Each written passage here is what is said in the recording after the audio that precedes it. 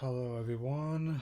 With Pokemon Sword and Shield getting closer every day, I thought I would take this opportunity to give my wish list about some things I might like to see in them. And to be clear, this is not really going to be directly addressing any one person or idea or heck even any monster in this. As it's just a handful of things I'd like to see in the games as they get closer to coming out. It's not some of my choice might surprise you, others might not, so let's get this started.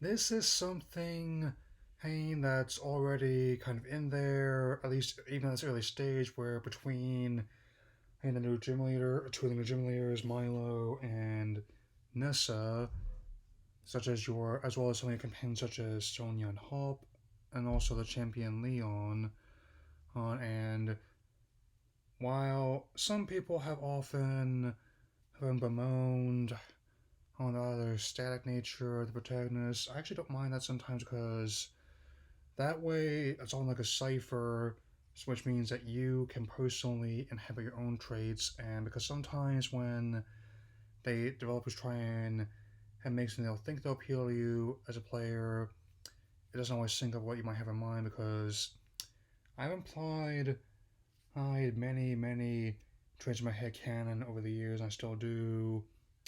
Who I still can think that even though who they who they often get kind of modeled kind of like an action figure in some respects, it's amazing how much you had one smile. I mean, with one smile can be read. It, from anything from I'm gonna be having fun in my journey to I'm going to utterly wreck you in battle. Also, I submit not every. I agree not every potato needs to be like something like Clementine and the Walking Dead games, but they also don't need to be like every other RPG protagonist when and other characters like Mario and Link have gotten by just fine by people applying their own traits to them. But I'm getting ahead of myself. I'll be the first to admit it.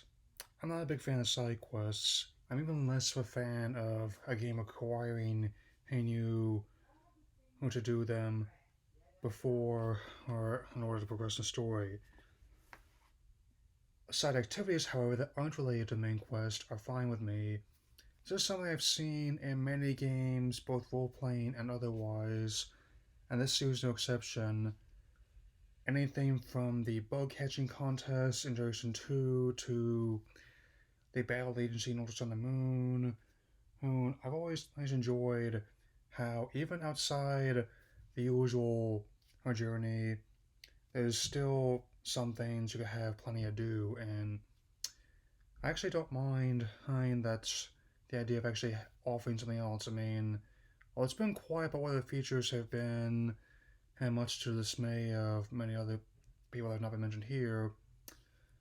I actually would have no objection at all to the games bringing back ac- activities that were in past titles or creating entirely new ones that would fit the setting, which are heavily influenced by England. I mean, I'm not saying you have to be doing things like playing in darts in a watering hole, but what I am suggesting is that whatever they decide to do that's not related to who your main quest is fine with me. It can be something as simple like in Shamu, where you're just doing something like collecting Gashapon prizes or playing a Super Hang On, or as elaborate as in the Grand Theft Auto series, we're getting into fight survival games and doing weird things for just random people in the city, or just dispensing a unique brand of vigilante justice, as whatever that might entail. So, let's keep this going.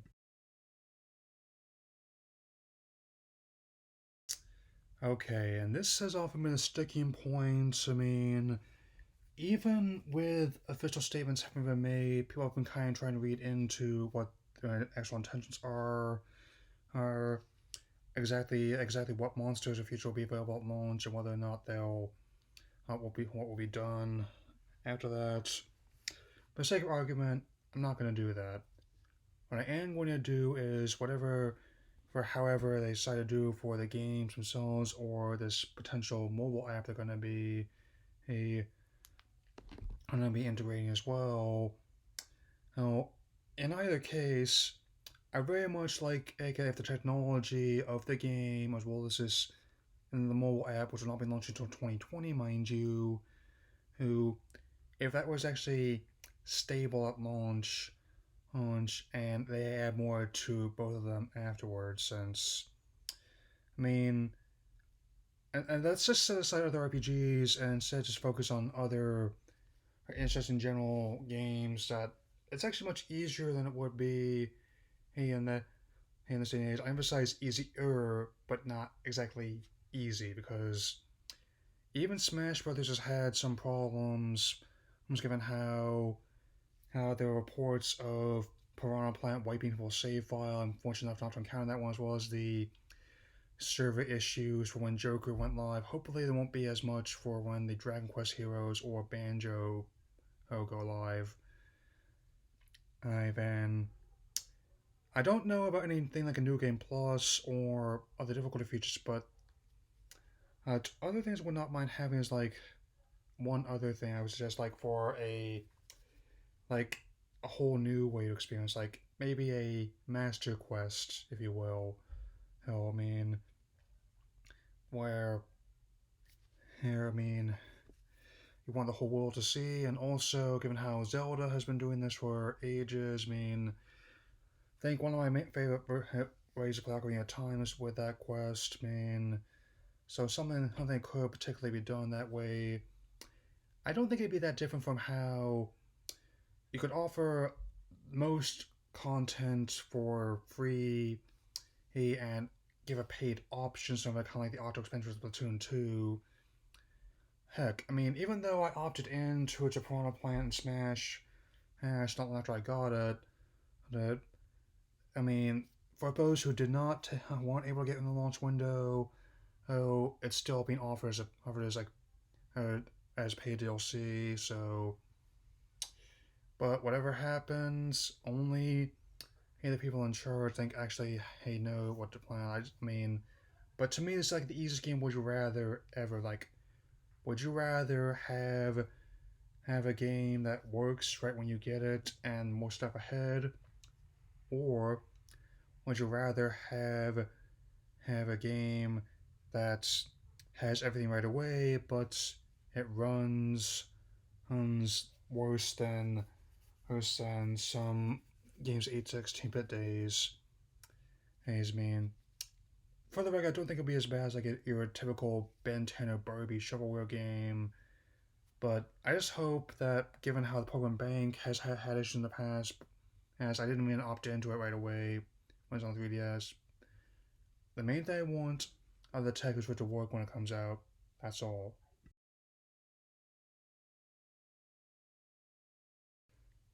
This is kind of something that gets brought up whenever a new version of the series is about to come out. I mean, whether or not they should discard what has come before, or just has embrace the newness and top what's done before. Like personally, no matter how it's approached, I would want there to be honor for the series lineage overall. Since again, going back to Breath of the Wild, how they're still finding references to the entirety of the Zelda canon, even though it's been out for just over a couple years now.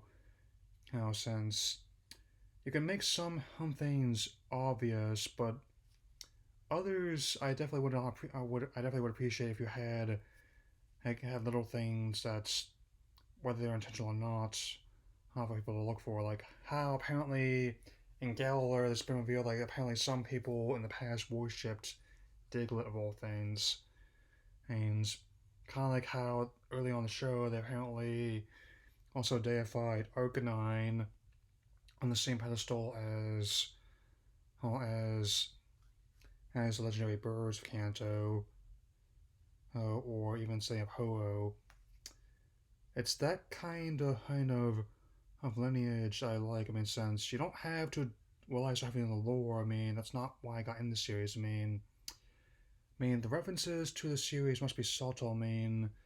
Subtle in other past ones. Like you could have some overt things for plenty of people to geek out about, but other ones you could include that are totally in your face. I think that one of the videos I saw from IHE about this infamous anthem mentioned was the fact that we don't get attached to this because of lore. It's supposed to be additive. Yeah, and I agree. Lore is not the same thing as having actual story. In a sense, that's something that some people say that they make the lore not be bore. My response to that would be lore is bore sometimes, but actual lineage.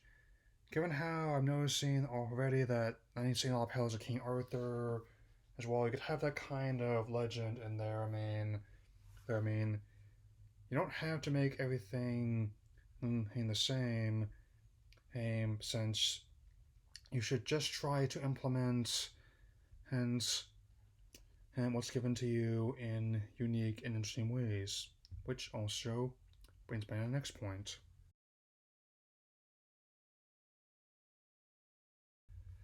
Alright, so I also noticed a recurring thing where there are a couple major camps where there are some people who suggest that it's at a surface level that the series have gotten easier with the years, and even more or so, another camp who is obsessed with the competitive aspects of the franchise and as a result tries to often try it and project themselves onto everyone, even people more development, and about how to bring that to the forefront.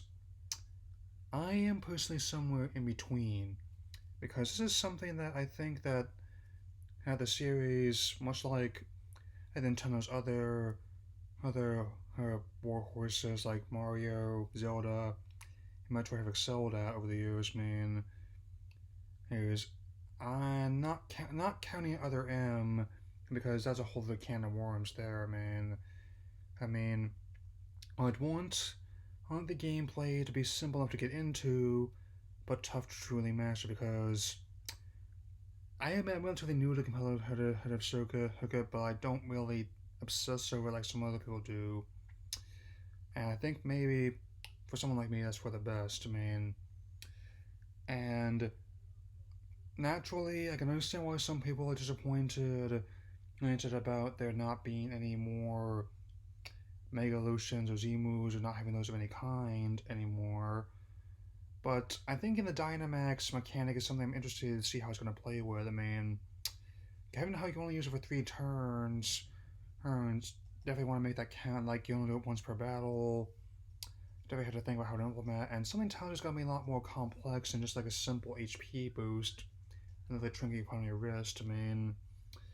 But I also kind of like the idea of wrist worn and gadgetry like my Z powering here. Just need to got some more crystals for it recently. I just need to put some fresh batteries in. I'll be ready to go again. And I'm still looking to complete my set. And that's also why I'm also enjoying Mario Maker and its sequel so much, since that's how on the surface level it may just be a simple custom level editor, but you start peeling back those layers. A lot of what other players contributed can be brutal. Some of the at best there's like weird puzzles, and at worst can be elaborate Kaizo nightmares, So, and again, you don't necessarily need things like New Game Plus or high difficulty ratings. But again, I like my idea of having like a Master Quest feature maybe later on down the line, and especially notable is that those that kind of distribution is not as popular in Japan as it is in other countries. Again, they had to basically convince Sakurai to include the Fighter Pass for Smash Bros. Ultimate and buy his own admission.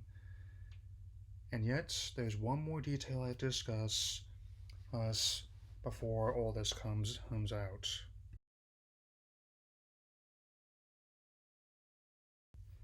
And given how much the Gala region is being presented as a whole new world to explore, that is definitely something I really would like to see them um, really pull off, since the wild areas are definitely something I'm definitely going to be keeping a big eye on, given how I mean, a lot of people are trying to determine what exactly they'll entail, but my guess is somehow of the distortions could be related to who the distortion world, and I may insert signal confirmed joke here slash reference, but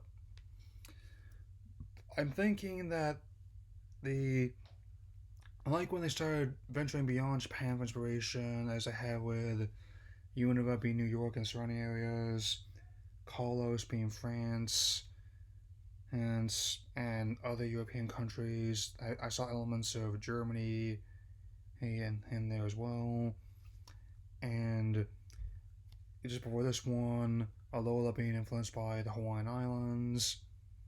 It's going to be going another town or there again, and I definitely would like to see them having undergo similar world building experiences there, since even with a lot of people's strong reactions and towards a lot of the reveals and persistence and badgering, making it harder to constructively discuss all this, I am definitely amused by depicting like the female avatar as Scottish, and it's with her voice some of the Meredith from Brave, and definitely would have no objections to. I'm thinking that, and also when I'm noticing like the train system that's been shown up so much also kind of reminds me of like the London Underground, since heck, even the Detective Pikachu movie, I'm thinking Tawny Station basically was that Rhyme Street's equivalent of London Underground in the movie. Well, it looked differently in the game, but as you told my poster, I already pre-ordered the DVD and Blu-ray. I'm gonna look forward to watching that game when it comes out. And overall, I'm definitely thinking that the world is still expanding, and there's many other areas that have not even been tapped yet. So, oh, and but still, even when sometimes you think you've seen it all, they can definitely show you the world shining, shimmering, and gleaming. So, oh, don't you dare close your eyes, if you'll pardon the parlance there. I mean, even with how a lot of behaviors in the fandom going on right now, I've been doing my best to maintain my optimism, and my own personal excitement has not waned, and I can definitely officially state that I will not be joining in a boycott of all nonsense. And when people go to some of these lanes and to not really understand and the consequences their actions would have, the results can be disastrous. Likewise, I personally do not believe taking ideas from other series is on the whole is all that necessary. Since if they did that for things like the gameplay, graphics, and some other elements, and it'd just be just like anything else they would have done, since and oftentimes that's led to mixed results, like with the infamous Anthem, and as long as it's something that's not going to turn my console into a lovely $300 paperweight, it'll be okay. The main thing I want out of these games is for them to be good. That's all. I'm not going to who confirm or deny anything that has yet to be at this point, because I'm not in capacity to, nor will I try and and dissuade anyone who's feels this way right now. I'll simply say this before I go have some dinner. I mean, if you feel the same way I do, then you know where to find me. That'll be all for now. Later.